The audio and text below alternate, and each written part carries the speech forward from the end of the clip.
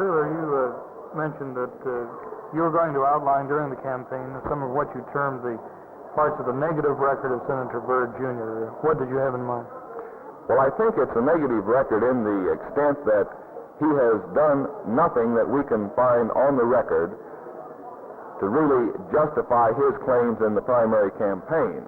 He claimed that he had produced many, many jobs here in Virginia, and yet we find now that he is taking no active part. In other words, a negative approach to the securing of this proposed shipyard in Tidewater, Virginia, which would give us some 5,000 new jobs for Virginia. And this is a negative approach as I see it. It's an approach that does not mean progress for Virginia.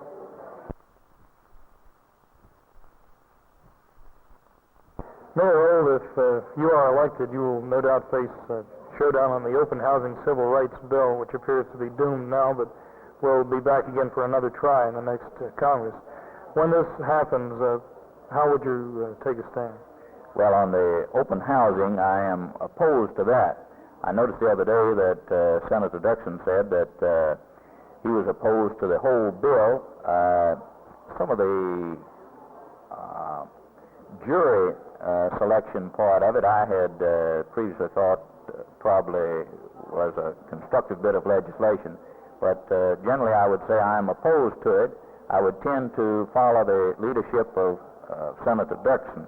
But as I say, on the open housing, I am definitely opposed to that. What issues do you intend to stress during your campaign? Well, the excessive spending of the Johnson administration, which has brought on inflation, which affects the economy adversely in a number of ways, such as higher food prices, tight money so that people can't get money to buy houses. It also devalues people's savings accounts, takes away the value of insurance policies. Then another issue is the credibility and lack of integrity of our administration in Washington. I feel that the leadership of this country has dropped to a new low, and that we should endeavor to raise the status of government in the eyes of the people by more integrity and more truth in government.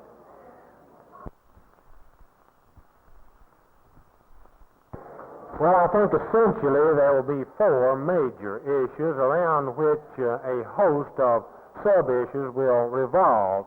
And obviously one of the more important is the Vietnam War. The second on the domestic scene is the cost of living, and still again on the domestic scene, the question of law and order. And then finally, something which I think is becoming more and more prevalent in the consideration of our present-day problems, especially at the national level of government, and that is the principle of two-party government in Washington. Many of us who are close observers of the scene are alarmed by the fact that in the last 34 years, one party has dominated the national scene at the White House level for 26 years, and that same party has controlled both houses of the Congress for 30 years. And we think that this is an unhealthy development for America. And if we are to restore some of the system of checks and balances which goes with the two-party system, it is absolutely necessary that the Republican Party make advances in the congressional election which we face this November.